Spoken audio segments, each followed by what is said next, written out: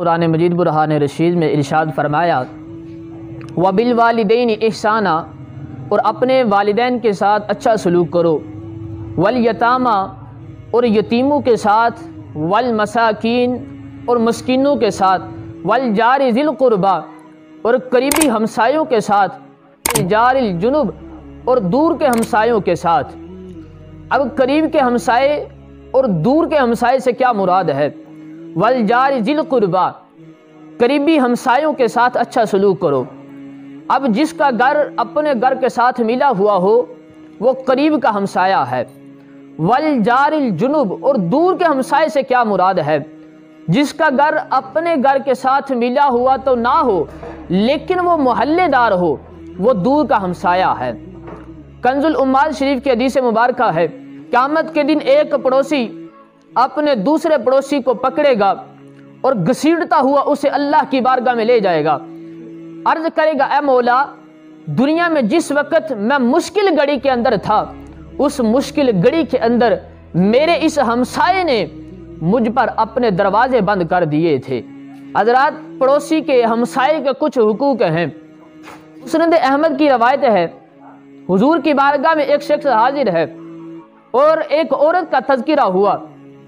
عرض کی یا رسول اللہ صلی اللہ تعالی علیہ وسلم، وہ عورت کثرت سیام کی وجہ سے بڑی مشہور ہے، یعنی کہ وہ روزے بہت زیادہ رکھتی ہے، نفلی عبادت بہت زیادہ کرتی ہے، صدقہ بہت زیادہ دیتی ہے، لیکن یا رسول اللہ صلی اللہ تعالی علیہ وسلم اپنے ہمسائے کو تکلیف دیتی ہے۔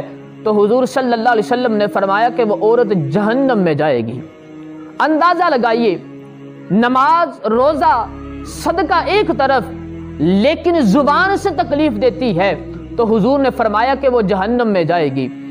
پھر ایک عورت کا تذکرہ ہوا، عرض کی یا رسول اللہ، ایک عورت صرف فرض نماز پڑھتی ہے، وہ نفلی عبادت بھی اتنی زیادہ نہیں کرتی، وہ صدقہ خیرات بھی اتنا زیادہ نہیں دیتی، وہ صرف فرض نماز پڑھتی ہے، لیکن آقا وہ اپنے ہمسائے کو تکلیف نہیں دیتی۔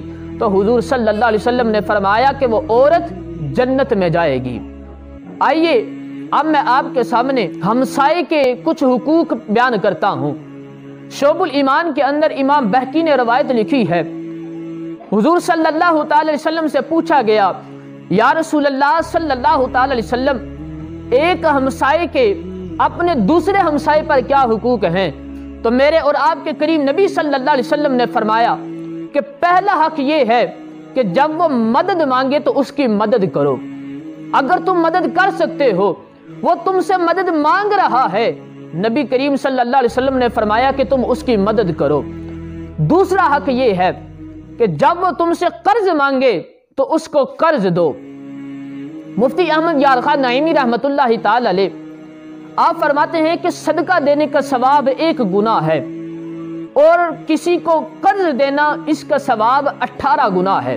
اس کی وجہ لکھتے ہیں کہ آپ جس کو صدقہ دے رہے ہو سکتا ہے کہ اس کو اس وقت حاجت نہ ہو، لیکن جو آ کے تم سے قرض مانگ رہا ہے اس کو اس گھڑی یقیناً سخت حاجت ہے، وہ اسی لیے آ کے ہاتھ پھیلا رہا ہے، وہ اسی لیے مدد مانگ رہا ہے، اس کو سخت حاجت ہے۔ مفتی صاحب فرماتے ہیں کہ اس وجہ سے اس کو قرض دینے کا ثواب 18 گنا ہے۔ تیسرا حق یہ ہے کہ جب ہمسایہ بیمار ہو جائے تو اس کی عیادت کرو۔ نمبر 4، حضور صلی اللہ علیہ وسلم نے فرمایا جب تمہارے ہمسائے کو اچھی خبر ملے تو تم اس کو مبارکباد دو۔ نمبر 5 فرمایا جب مصیبت ملے تو اس کے ساتھ جا کے تعزیت کرو، افسوس کرو، جب وہ فوت ہو جائے تو اس کے جنازے کے ساتھ چلو۔ یہ ہمسائے کے حقوق بیان کیے جا رہے ہیں۔ نمبر 7 فرمایا یہ بات بڑی تگڑی ہے، فرمایا کہ بغیر اس کی اجازت کے اپنی عمارت بلند نہیں۔ ہمارے معاشرے میں کون پوچھتا ہے؟ ایک منزل بنا لی، دوسری منزل کے لیے کون پوچھتا ہے؟ تیسری منزل کے لیے کون پوچھتا ہے؟ لیکن اجازت لینا ضروری کیوں ہے؟ اس کی 2 وجہ بیان کی ہیں۔ پہلی وجہ یہ ہے کہ جب اس کے گھر سے اپنا گھر بلند ہو جائے گا تو ہوا کا آنا بند ہو جائے گا، پر دو وجہ یہ ہے کہ بے پردگی بڑھ جائے گی، اپنے چھت سے اس کا صحن نظر آئے گا، اس لیے پوچھنا ضروری ہے اس نے کیا کہنا ہے، اس نے اجازت ہی دینی ہے۔